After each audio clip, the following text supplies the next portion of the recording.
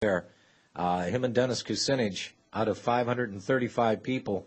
And I'm not a big nut on Dennis Kucinich. The only thing I like about Dennis is at least he believes what he believes, and he sticks to it. He doesn't waffle.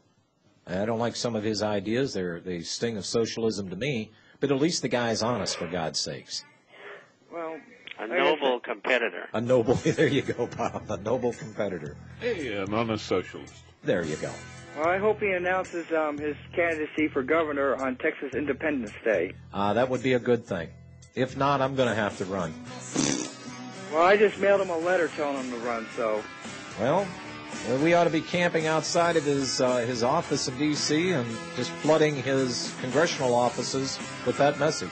George, thanks for your call.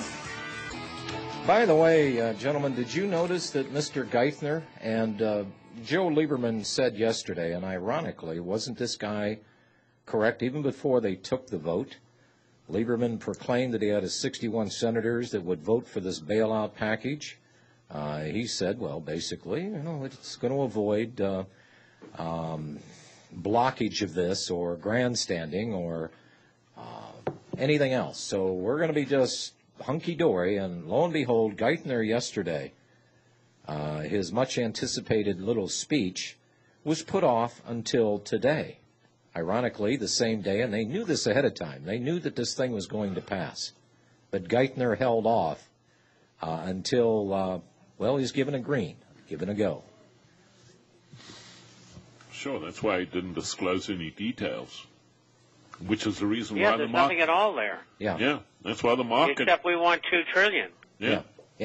More money. More money. As soon as the market heard no details, goodbye. Gold was firm going into TOCOM. It was firm in London, and word started to get around that the announcements weren't going to be what they thought they were going to be, and we lost almost 400 points on the Dow. I think the credibility is just getting worse and worse, and that confidence and trust is the lack of is getting deeper and deeper, even on Wall Street. I think the market's going to have a heck of a time trying to stage a rally of any sorts. And it's only a question of time, probably days maybe, of the test of the 7,268 to 7,600 area of the Dow. And I suppose it'll test it once or twice before it goes through it. But that's what's coming. Yeah. They even test $1,000 gold. I mean, gold was... Well, in the Depression, gold.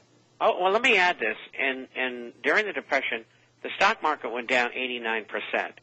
And if you extrapolate that today to the 14,162 high on the Dow, you will come up with 1,260. Now, potentially, that's where the Dow could go. And that's why I've said over and over again, if the Dow holds at 38 to 4,200, we are going to be very lucky. Well, some of the information I'm getting here, some of the back channels are whispering in my ears saying that there is a possible 1,000-point or more drop of the Dow.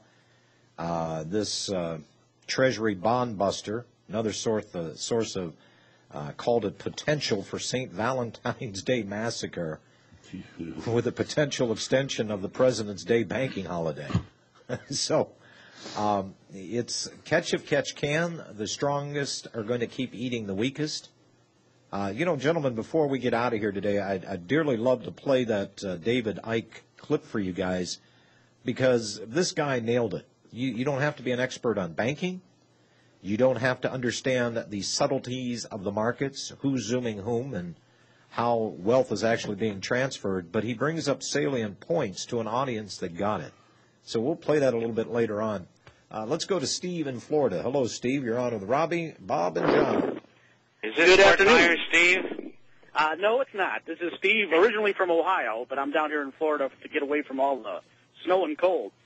First of all, I'd like to say, I'm getting tired of seeing the bankers being bailed out. I want to see the bankers out on bail.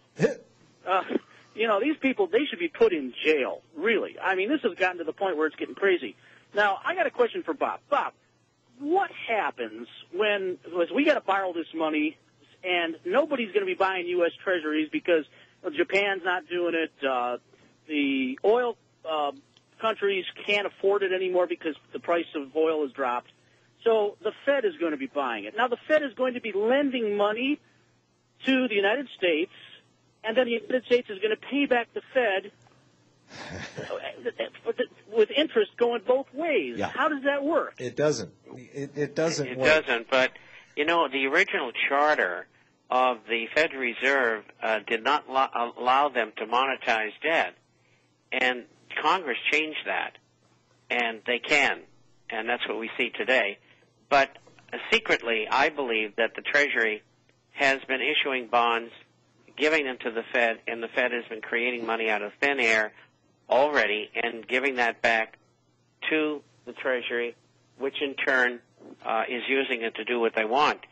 This is monetization, and it's also the Fed is lending those treasuries to others, and they're selling them in the market. Both have a monetizing effect as well. And coming and going, they get interest, as you said. It's el scammo whammo. I can't believe the testicles on these guys. I mean, it's just amazing how, well, the American people, I guess, have seen the light, sort of. They've sort of inundated Congress and the Senate. They've gotten,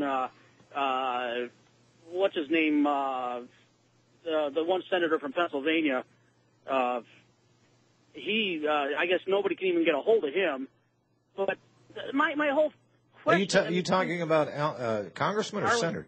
Arlen Specter? Yeah. Arlen Specter, yeah. Yeah. Good Republican, right? Yeah. But it comes down to, why would anybody... I mean, it doesn't... Let's put it this way, real simple. Is this the bill that is going to put the nail in the coffin of the United States? No. It'll be the next two. It will be TARP 3, or TARP Tray, if you may, and it will be Stimuli number 3. The first one being under Caligula, and then the second one you're watching to get passed, and the third one will pop up next January. Now, and that will be over $2 trillion, incidentally. Do you think that they will also then, like they did with this latest version of this bailout situation, do you think that they'll put in some stealth laws such as gun control and birth control for the world and all of this other stuff? No, I don't think you'll get that. You get what you got in this one, and that is financial pork. These guys, they want to get reelected, and they're going to get pork while they can get it. And so this one and the next one and the TARPs will be porcorations. And then maybe after that, if the system hasn't collapsed, then maybe you'll see those kind of things come in. They'll be worked from a different angle. There'll be, bills submitted to Congress and things like that. And the Democrats can, and those others who are in the other party, can get anything passed they want. Oh boy! Well, I did see a bumper sticker here down in Florida, which I thought was very appropriate, and it says, "If you think Democrat or Republican is the answer, then you're the problem." Oh, I love it. Well, obviously, the phones have been ringing in Washington, D.C., because Nancy Pelosi announced today that congressmen will not be receiving their cost of living increase this year. Oh, what are they going to do? I think the big debate here in the stimulus package is twofold. Number one, backing off on Buy American, and people are furious. Yes. And second of all, backing off on stopping all of these corporate executives, no matter what field they're in, from getting these outrageous amounts of money. And that was a promise fresh from the president, and his rating is going to go from 80 to 20, down with Caligula's last rating, quicker than he can blink an eye. Well, and that just merely suggests, Bob, that the federal government now has the ability to tell private companies what they're going to do and what they're not going to do. And any way you shake this, and I'm not going to play devil's advocate here of complaining that these people off of their ill-gotten gains got too much money and blah blah blah. I'm not even going to go there. But the mere fact that the government can now walk in and tell a CEO of a company what his earnings are going to be for the year is telling unto itself. Yeah, but you know that those wage restrictions do not apply to Bank of America or Goldman Sachs or any of the